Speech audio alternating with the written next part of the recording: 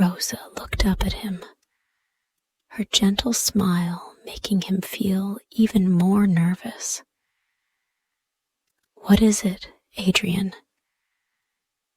Adrian paused for a moment, trying to gather his courage. He had always admired her from afar, but now, standing so close to her, his feelings felt so much stronger. I love you, Rosa. I have for a long time. I may not have much to offer, but my love is true. I would do anything for you." Rosa was taken aback by his words.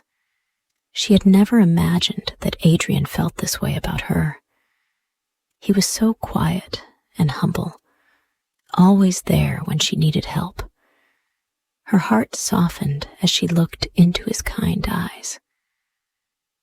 "Oh, Adrian," she said, her voice barely above a whisper.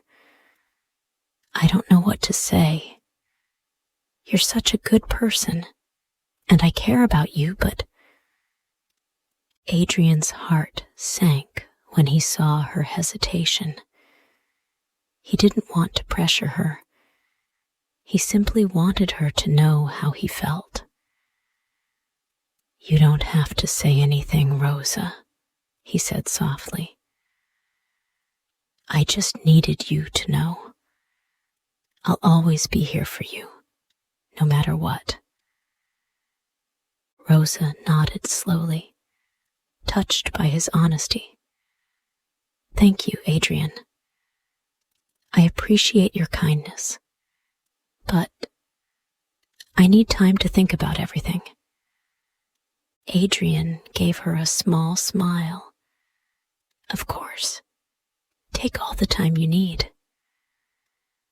As he turned to walk away, Rosa's heart felt heavy. She had always appreciated Adrian's loyalty and goodness, but now that he had confessed his love, she didn't know what to do. She couldn't deny that a part of her felt drawn to him, but her mind was clouded with thoughts of Sir William and the life he promised. Rosa's feelings for Sir William continued to grow stronger. His visits became more frequent, and each time he showered her with compliments and gifts. He spoke of his life in the city, of the grand balls and beautiful homes. He promised her a life of luxury and comfort. But as much as Rosa was flattered by his attention, a part of her felt uneasy. She couldn't help but wonder if Sir William truly cared for her, or if she was just another beautiful woman to add to his collection. The more she thought about it, the more she began to question if wealth and luxury were worth sacrificing true love and happiness. Meanwhile, Adrian, though hurt by Rosa's indecision, continued to care for her in quiet ways. He made sure she was safe when she walked alone, always offering to help with chores around the house.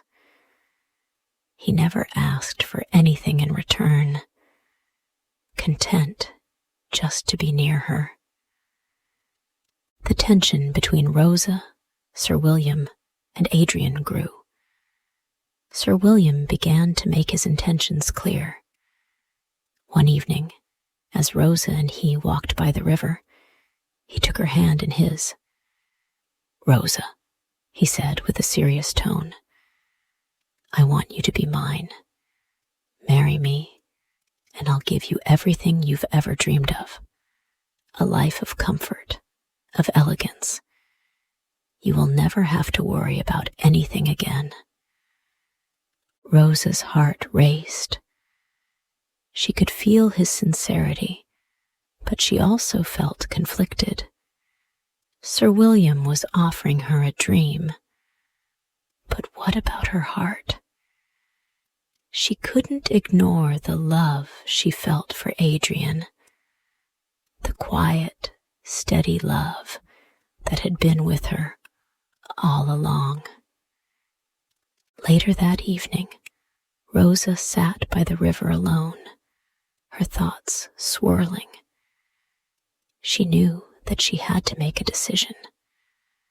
But how could she choose between the life of luxury Sir William offered and the simple, yet true love Adrian provided? Rosa's heart was torn. Every time she saw Sir William, she felt the pull of his world, the fine clothes, the laughter of high society, the promises of a life full of adventure and excitement. But when she was with Adrian, it was different. His love was steady, quiet, and pure. He was there when she needed him, and he asked for nothing in return. Eliza noticed the change in Rosa, and, as always, had her own opinion on the matter. "You know, Rosa, you have to think about your future. Sir William can give you everything. A life of ease, a beautiful home. You don't have to worry about anything. Don't let this chance slip away." But Rosa wasn't sure. Could she really choose a life of luxury over love? Was a beautiful house and fancy clothes worth more than the quiet affection of someone who cared for her deeply? That night, as she lay in bed, Rosa thought about what her parents would say. They had always been supportive, but what if they wanted her to have a better life? One where she didn't have to worry about money? What if they wanted her to marry Sir William for their sake, as well as hers? Rosa's father had always been a quiet man, but when she spoke to him about her Dilgwen, he listened carefully. After a long pause, he finally spoke. "Rosa, listen to your heart. Money can't buy happiness, and neither can fine clothes or grand homes. What matters most is love, and whether you feel it in your heart." Rosa listened closely to her father's words. His life had never been easy, but he had always found happiness in his family, in their love for each other. He had never complained about the hard work or the struggles they faced. His love for her mother and for Rosa had been enough. Rosa felt a wave of clarity wash over her. She realized that she didn't need to live a life of luxury to be happy. What mattered most was the love she shared with those around her. The next day, Rosa called Sir William and Adrian to meet her by the river, the same place where she had often gone to clear her mind. She had made up her mind. When Sir William arrived, he was confident, sure that she would choose him. But when Adrian arrived, his heart was filled with nervousness, unsure of what to expect. Rosa looked at both of them, her heart heavy with the decision she was about to make. "Sir William," she began, her voice steady, "I appreciate everything you've done for me. You've been kind, and you've shown me a life I never imagined. But my heart belongs to someone else." She turned to Adrian, who stood nervously beside her. "Adrian," she said softly, "I love you. I've always loved you. Your love is true, and I can't ignore that. I want to build my life with you." Sir William's face fell, but he nodded.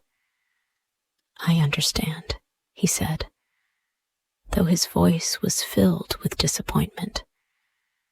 "I will leave the village. I wish you both the best." As Sir William left, Adrian stepped forward, his eyes filled with joy and relief. He took her hand in his, and for the first time in a long time, Rosa felt at peace. Rosa and Adrian were married in a small ceremony by the river, surrounded by their closest friends and family. It was a simple wedding, but it was filled with love and joy. As they stood together, hand in hand, Rosa knew that this was the beginning of a new chapter in her life. Their life was simple, but it was rich in love.